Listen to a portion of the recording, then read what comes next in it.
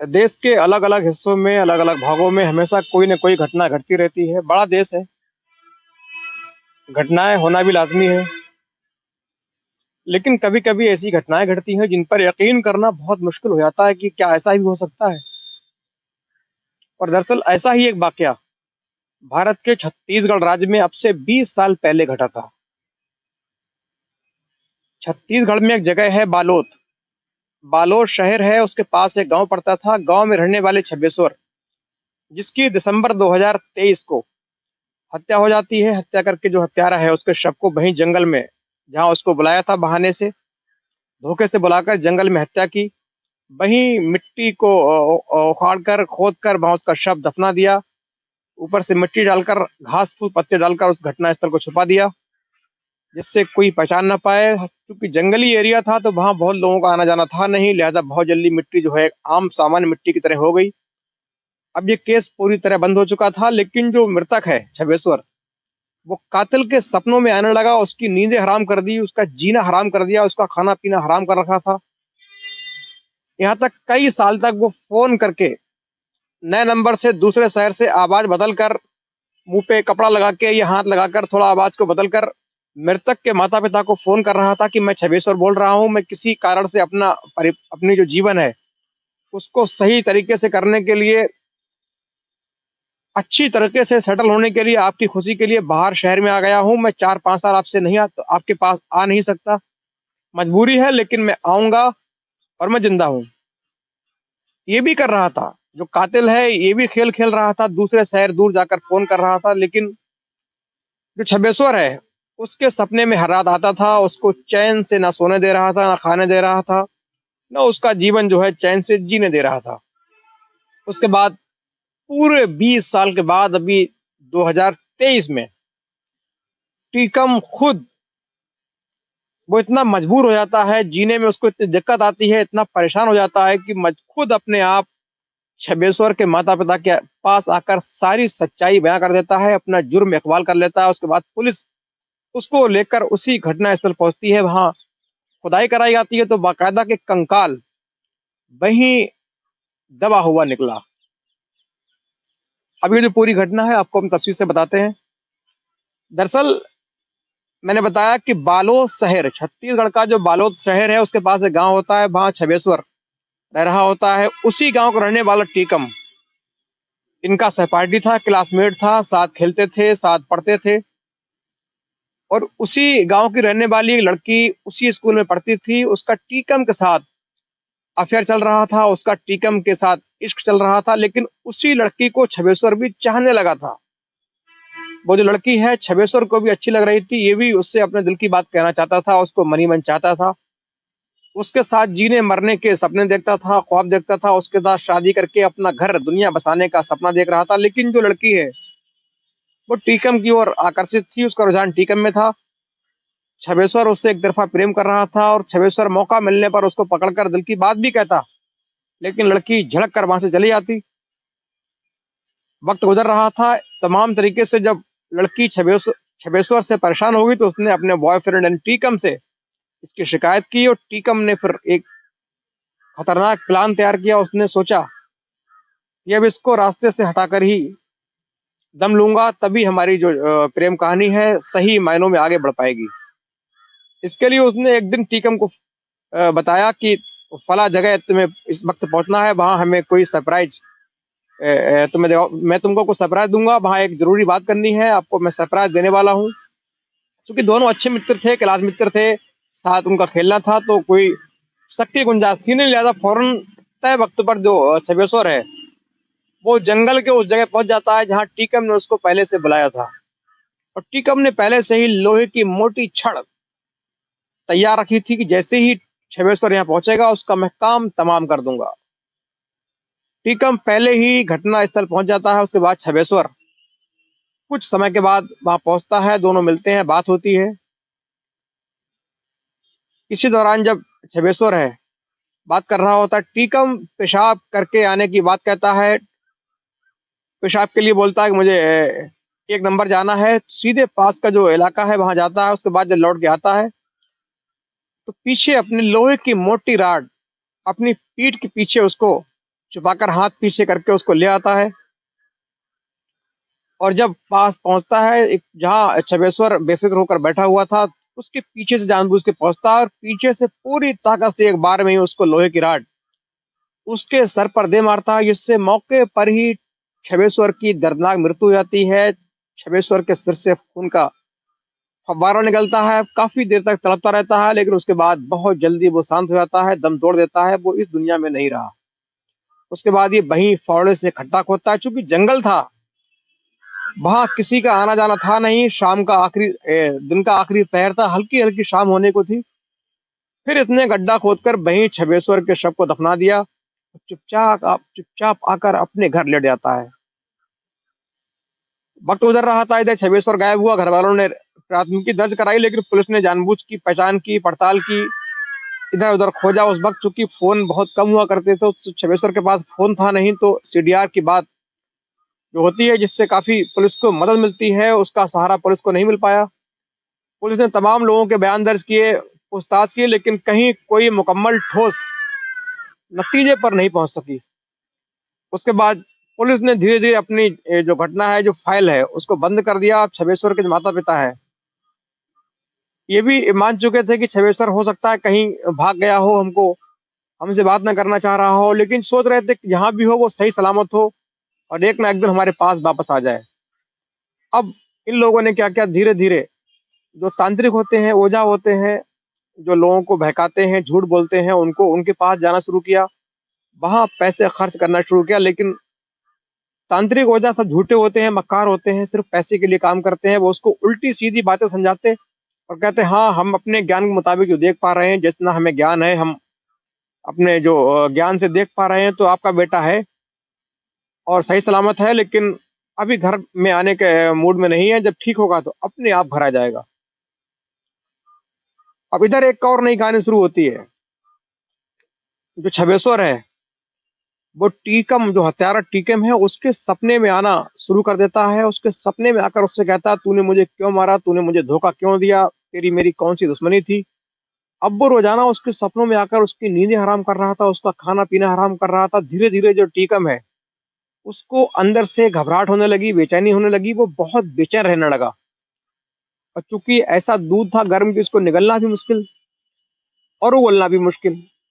अब टीकम के सामने अजीब स्थिति थी कि वो ना तो किसी से कह सकता था, कहता तो उसको फिर जेल जाना पड़ता, दुश्मनी पैदा होती, और सहना भी मुश्किल, क्योंकि वो जो उसकी आत्मा है, वो लगातार उसको सपने में आकर उसको टॉर्चर कर रही थी, उसको अंदर से तोड़ रही थी, उससे सवाल कर रही थी, उसकी नींद टूट रही थी। अब वो बहुत परेशान रहने लगा।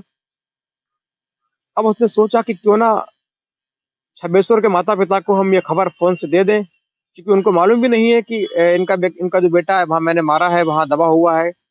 अभी घटना जो है उसका खुलासा नहीं किया पुलिस में, लिहाजा फौरन उसने एक काम किया, दूर शहर में जाकर किसी पीसीओ बूथ से आवाज मुंह पे कपड़ा रखकर उनके यहाँ किसी के माध्यम से फोन कराता है, बात कराता है, कहता है मैं छबेश्वर बोल रहा हूँ और मैं सही सलामत हूँ, मैं आपसे बहुत दूर आया हूँ, मुझे अपनी जिंदगी सेटल करनी है, गरीबी की जिंदगी में नहीं जीना है, मुझे आपको अच्छी जिंदगी देना है, अच्छी सुख सुविधाएं देनी है जो एक आम अच्छे नागरिक के पास होनी चाहिए।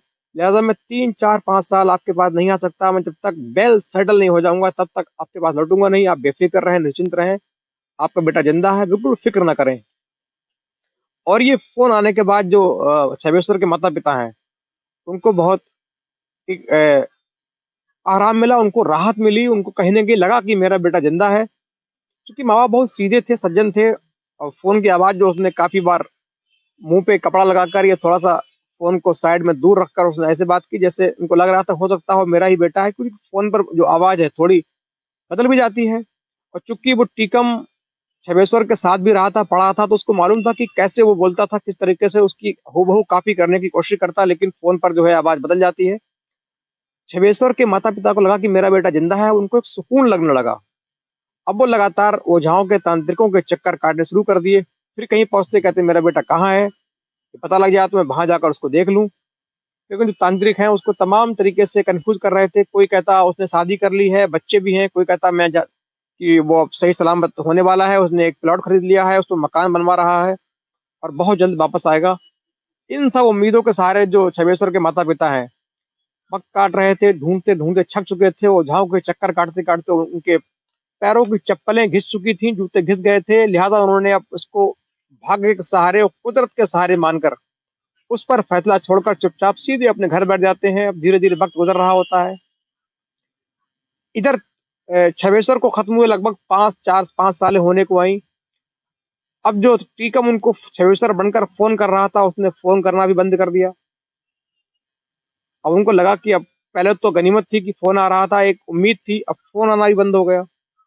लेकिन धीरे धीरे जो गम है वो हल्का होता जाता है। बात पुरानी होती है, थोड़ा भूल तो कोई नहीं सकता, लेकिन गम थोड़ा हल्का हो जाता है। लोग तमाम दूसरी बातों में मसरूफ हो जाते हैं। अब छबेश्वर के माता पिता आगे बढ़ रहे थे। वो किस्मत तो कुदरत के सहारे इस अपने बेटे को छोड़कर अपना जीवन यापन कर रहे थे, और रोजाना इस उम्मीद के साथ उठ रहे थे कि कहीं मेरा बेटा, कहीं से उसका खबर मिलेगी, उसका सुराग मिलेगा और मेरा बेटा वापस आएगा और पहले की तरह फिर से हमारी जो जीवन है वो अच्छा हो जाएगा। अब टीकम को उधर लगातार छबेश्वर धीरे धीरे सपनों में आकर परेशान कर रहा था। इधर छबेश्वर के माता पिता हैं, ये भी धीरे धीरे अपनी घटना को हल्का होने लगी थी। अब धीरे धीरे वक्त गुजरा, टाइम गुजरा, इस घटना को हुए पूरे 20 साल। यानी सन आती है 2023।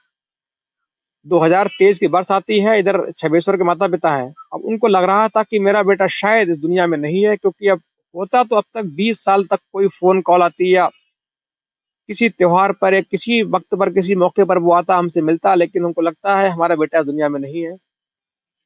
इधर जो टीकम है, ये लगातार परेशान था, बेचैन था, लेकिन अपनी बात किसी से कहने डर रहा था कि उसको मालूम है यदि मैंने किसी से कहा तो सीधे मेरी जेल होगी, मेरा जीवन, मेरा कैरियर चौपट होगा, उम्र कैद या फांसी भी हो सकती है, जिससे मेरा पूरा परिवार बिखर जाएगा। क्योंकि इस दौरान इसने उसी लड़की से शादी भी कर ली जिसकी खातिर इसने छबेश्वर की मौत, हत्या की थी। उस लड़की से इसने शादी कर ली, दोनों साथ रह रहे थे, दोनों को पूरी बात पता थी। अब चूंकि इसको छबेश्वर सपने में आकर लगातार परेशान कर रहा था, अब ये न जी पा रहा था, न मर पा रहा था। इसने पत्नी को पूरी बात बताई। पत्नी ने कहा कोई बात नहीं, किसी से कहेंगे तो हमारी जेल होगी। लिहाजा इस घटना को धीरे धीरे वो सहता रहा, झेलता रहा, किसी तरह दिन काटता रहा। पूरे 20 साल के बाद 2023 आती है। अब उसका जो धैर्य है वो जवाब देने लगा। उसको अंदर जो मन है उसमें कचोटता उत्पन्न हो गई, कचोटने लगा उसको। वो अब वो बहुत परेशान रहने लगा, यहाँ तक कि वो बीमार रहने लगा। काम धाम उसका बंद होने लगा, बीमार रहने लगा। उसको लगातार अंदर से ये चीज कचोट रही थी कि मैंने उस बेगुनाह की हत्या की। और एक तरफ जो छबेश्वर है लगातार उसके सपने में आकर उससे पूछ रहा था, सवाल कर रहा था, उसके सीधे चोट कर रहा था कि तूने मुझे क्यों मारा, मेरा तूने जीवन खराब क्यों किया, मेरे माता पिता का तूने सहारा क्यों छीना, मेरी गलती बताओ। ये तमाम जो सवाल सपने में है उसको लगातार परेशान कर रहे थे। अब वो इतना परेशान हुआ, इतना दुखी हुआ कि बीमार रहने लगा। अब जब उसका धैर्य जवाब दे गया, सारी उसकी जो संभालने की, खुद को संभालने की जो उम्मीदें हैं, जो कार्य हैं, सारे फेल हो गए। उसके बाद उसने एक फैसला किया। उसने सोचा अब इसका एकमात्र रास्ता यही है, मैं जाऊंगा छबेश्वर के माता पिता से माफी मांगूंगा, उनके पैर छूऊंगा, उनको अपने माता पिता का दर्जा दूंगा, उनका सहारा बनूंगा, उनको सारी जो सच्चाई है बता दूंगा। हो सकता है इससे छबेश्वर की जो आत्मा है उसको शांति मिल जाए, मेरे पीछा छोड़ दे। अब इसके लिए वो कोई भी कुर्बानी देने को तैयार था, चाहे जेल हो या बेल हो, उसको फिक्र नहीं थी, परवाह नहीं थी। वो जी नहीं पा रहा था, उसको लग रहा था कि अब मेरा जीवन बिल्कुल निरर्थक हो चुका है। लिहाजा फिर 2023 के आखिर में वो सीधे छबेश्वर के माता पिता के पास घर पहुंचता है, जो कि एक गांव के रहने वाले थे। जाके दरवाजे को नॉक करता है। अंदर से टीकम के जो पिता हैं निकल कर बाहर आते हैं। सामने टीकम खड़ा था। टीकम कहता है मैं आपसे एक बहुत जरूरी बात करने आया हूँ, वो बात आपके बेटे छबेश्वर को लेकर के है। जब छबेश्वर का नाम आया तो माता पिता की उम्मीदें हैं एकदम फिर से, उनका जो गम था पूरा हरा हो गया, उनका जख्म फिर से हरा हो गया, उनको याद ताजी हो गई, भौचक्के रह गए। उन्होंने सोचा कि कहीं नहीं ऐसा ना हो कि मेरे बेटे की खबर लाया हो कि बेटा आपका जिंदा है, वहां काम कर रहा है। लेकिन फिर अंदर जाके बैठे, उसने बताया कि आपका बेटा दरअसल अब इस दुनिया में नहीं है, और उसकी ना होने की वजह ये आपके सामने खड़ा है, उसका हत्यारा भी मैं ही हूँ। ये सुनकर उसके जो माता पिता हैं अचेत से हो जाते हैं, बदहवास हो जाते हैं। किसी तरह खुद को संभालते हैं। टीकम की पत्नी साथ थी, टीकम ने उनको ढाढ़स बंधाया और कहा मैं आपके सामने खड़ा हूँ, आप जो चाहें मेरे साथ कर सकते हैं, मेरी गोली मार सकते हैं, मुझे काट सकते हैं, मुझे मार सकते हैं, चाहे जो आपका मन करे। फिर उसने पूरी जो घटना है, सपने वाली बात है, कैसे मारा लड़की वाली बात, पूरी बारीकी से सुनाई। उसके बाद जो टीकम के माता-पिता जो छबेश्वर के माता-पिता होते हैं, वो रोने लगते हैं, दहाड़े मारकर रो जाते हैं। आस-पास के लोग भी इकट्ठे होते हैं, सब जब घटना को सुनते हैं, उसके बाद सीधे पुलिस को फ़ोन किया जाता है, पुलिस आती है। पुलिस कहती है, "तुम उस जगह को पहचानते हो जहाँ आपने छबेश्वर को मारकर दफनाया है?" वो कहता है, "ठीक है, मुझे पता है। मैं उस घटना पर कई बार हर महीने 1 बार जाता हूँ, उससे माफ़ी माँगने जाता हूँ कि मुझे माफ़ कर दे, लेकिन उसने मुझे माफ़ नहीं किया। अच्छी तरीके से पहचानता हूँ कि उसकी बॉडी मैंने कहाँ पर दफनाई थी।" उसके बाद सीधे पुलिस उसको लेकर, परिजनों को लेकर, आस-पास के लोगों को लेकर उस जगह पहुँचती है, वहाँ खुदाई की जाती है, तो स वहाँ एक कंकाल निकलता है और वो कहता है, "यही वो कंकाल है, यही वो छबेश्वर है जिसकी मैंने हत्या की थी।" उसके बाद जो पुलिस है, तमाम जो अपनी औपचारिकताएँ हैं, उनको पूरा करके छबेश्वर को टीकम को जेल भेज देती है और उसके माता-पिता हैं, उनको अब यकीन हुआ कि मेरा बेटा इस दुनिया में नहीं है। जो माता-पिता पहले से ही टूटे हुए थे, उम्मीद के सहारे जी रहे थे, उनकी उम्मीद की किरण, आखिरी जो किरण थी, वो खत्म हो गई। अब उनका सिर्फ़ आस-पास के लोगों से यही कहना था कि इसको, मेरे बेटे को मारने की क्या ज़रूरत थी? ये चाहता तो मुझसे शिकायत कर सकता था, मैं अपने बेटे को डाँट देता, उस लड़की से दूर कर देता, तो मेरे लड़के की जान लेने की क्या ज़रूरत थी? मेरे बेटे ने इतना कौन-सा जुर्म किया जिसने मेरे बेटे की जान ले ली? लोगों ने किसी तरह उनको समझाया और कहा कि ये नियत की लिखित होती है, नियत का ये फैसला होता है, सबको मानना पड़ता है। उसके बाद ये जो टीकम है, जेल भेजा जाता है और यहीं ये कहानी समाप्त होती है।